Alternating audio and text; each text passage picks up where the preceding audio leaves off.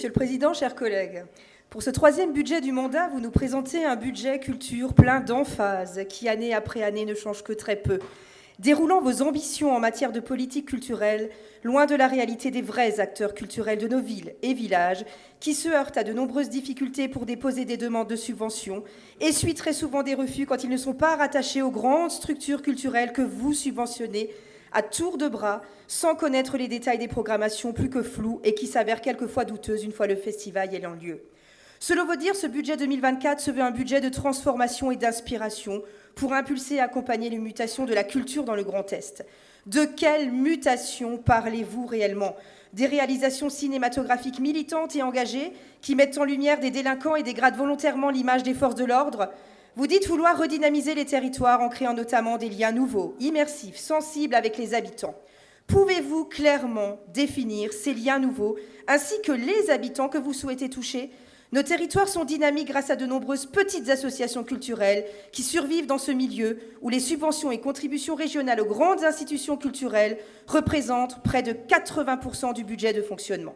À tout cela, il faut ajouter votre volonté affirmée d'accélérer la transition écologique, embrasser les nouvelles technologies, anticiper la relève des métiers et l'évolution des compétences, mieux produire et diffuser. Quelle grandiloquence pour justifier vos choix en matière de culture. Là où vous mettez en avant un travail de structuration et de promotion pour une meilleure visibilité et lisibilité de l'offre culturelle et patrimoniale, nous attendons de vous une meilleure répartition des subventions, sans mettre dos à dos les milieux urbains et ruraux, ni le patrimoine et la culture. Le patrimoine souffre d'une participation moindre de la région, même si le budget est en légère hausse, mais cela est en partie dû au bel effort de subvention pour la réalisation du monument mémoriel devant le mémorial d'Alsace-Moselle que nous saluons. Là où vous subventionnez des spectacles culturels dans les cimetières, nous préférons voir cet argent aller à la réhabilitation de nos monuments aux morts qui témoignent de notre histoire dans les villes et les villages de nos régions Alsace, Lorraine et Champagne-Ardenne. De nombreuses associations patriotiques attendent que la région leur tende la main. Elles sont pourtant garantes de notre patrimoine culturel.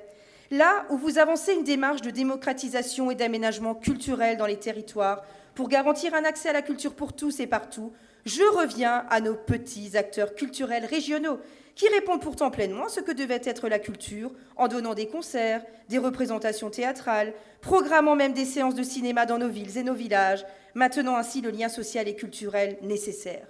La culture existe déjà dans le milieu rural, alors pourquoi vous entêter à vouloir y apporter ce qui existe déjà? Subventionnez donc l'existant au lieu de vouloir réinventer l'offre culturelle rurale. Enfin, vous parlez de la chaîne de valeur de la culture que vous définissez comme vecteur de partage et de cohésion et facteur d'attractivité des territoires. Nous n'avons décidément pas les mêmes valeurs.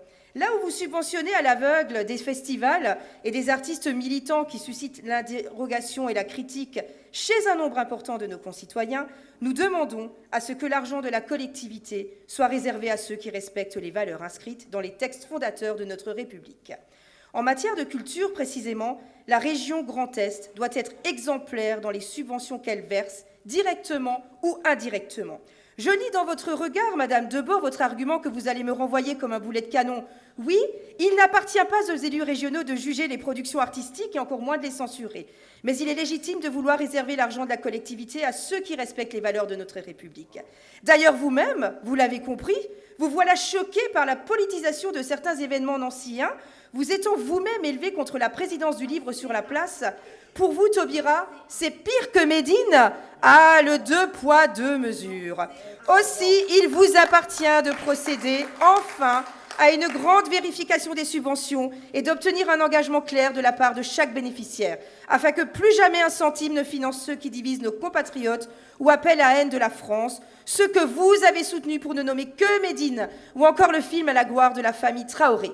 C'est un devoir moral au regard du contexte actuel. C'est votre devoir envers les habitants de votre région Grand Est. Merci. Bravo. Bravo.